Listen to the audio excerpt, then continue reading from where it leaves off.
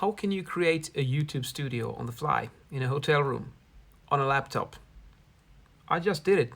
Let's see here what I can do with this little setup. I got my whiteboard, and then I can do the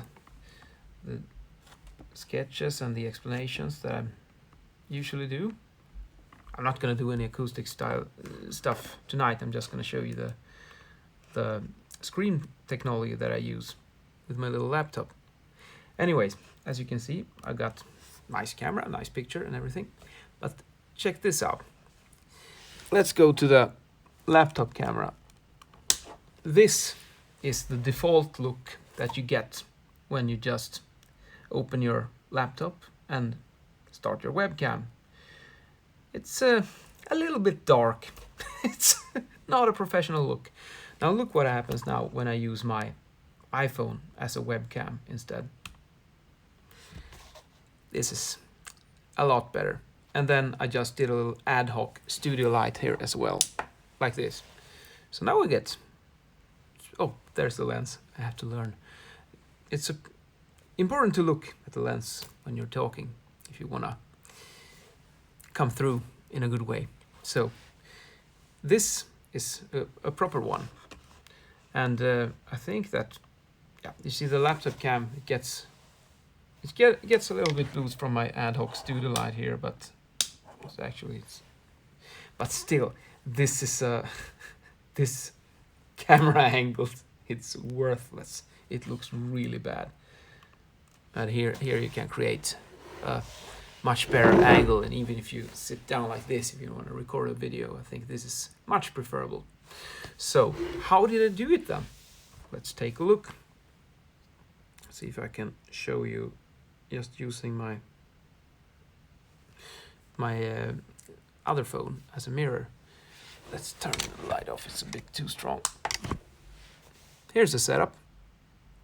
Regular iPhone with a USB cable to my laptop screen over here.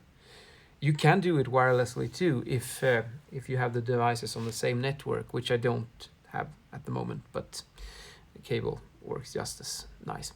It's a little app called Epoccam, which you can download from Elgato, and it's a great tool because good video is important. So that's how the setup looks like. And then if we do it like this as well, I can show you my little studio lamp. It's actually just a lamp from the hotel room, a little water boiler for your tea, and then I put paper from the hotel notebook, tore it off, and just a little magnet from a whiteboard that were on the side, which I can use to attach a little light here, so you get a bit more diffuse look.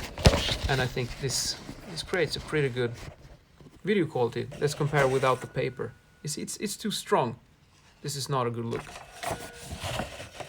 But with the paper, it works, and it's ad hoc, this one. I just took whatever I had and do like MacGyver style video studio.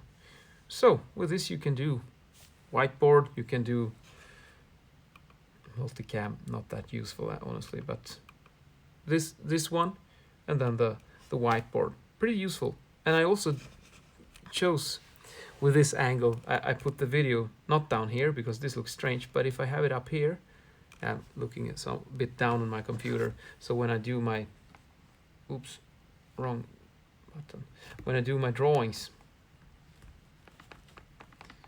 I'm actually looking at what I'm painting, and that creates a more realistic image for the viewer when the video is up here in the corner. Yeah, hope you learned something today. Simple stuff. You all got a smartphone, you all got a lamp, you got some paper, so you can replicate this look at home if you want to. Well, the next thing is to get proper audio, because now I'm just using the laptop's built-in microphone, which it gets the job done, but it's possible to get even better. Let's try that out some other time and see what we can do. All right. See you there.